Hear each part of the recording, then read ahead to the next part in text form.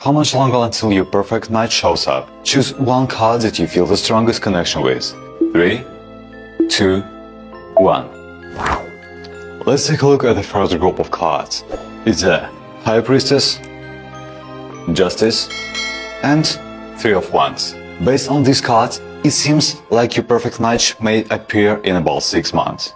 Firstly, the High Priestess suggests that you've been single for a while, with love not being the main focus in your life. You've been investing more of your time in work, making money and personal growth. As a result, you haven't had much energy think about getting into a relationship. Plus, you have high standards when it comes to choosing a partner. You believe that you need to improve yourself to meet the right person. Also, you're a bit of an introvert and your social circle is limited. Eventually, you realize you've become a late bloomer in a dating game. Moving on to Justice, this card represents the type of person you're about to meet. I'd say your perfect match will have a mature and rational personality. Not necessarily drop-deal generous, but with a great sense of style, cleanliness and humility.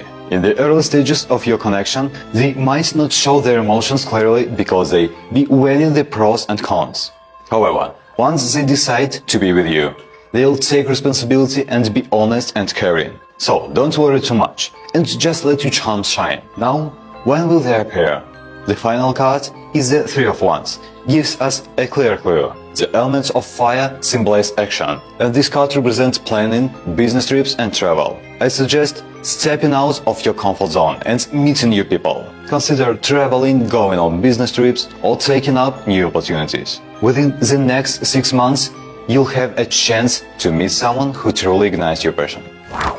Moving on to the second set, and we have the Knight of Cups reversed, the Moon, and the Six of Wands reversed. Judging from these cards, it seems unlikely that your destiny to love will appear in the next 6 months. However, your love life won't be dull and boring. The initial card is the reverse Knight of Cups. It is a card of disloyalty, indicates that you may find yourself in a situation of ambiguity or encounter someone you really like.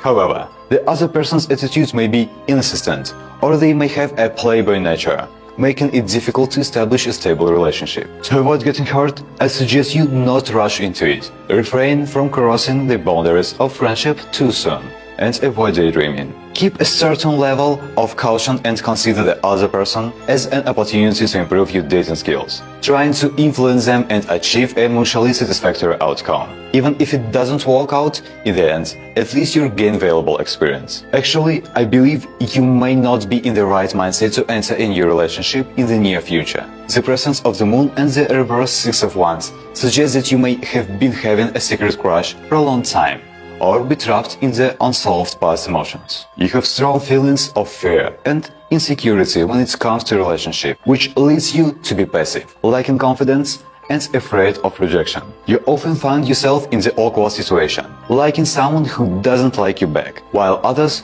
who like you are not your type. It gives you a sense of being stuck between a rock and a hard place. But I want to tell you, don't dwell on the past and don't fear and failure. You have to believe that you are worthy of love.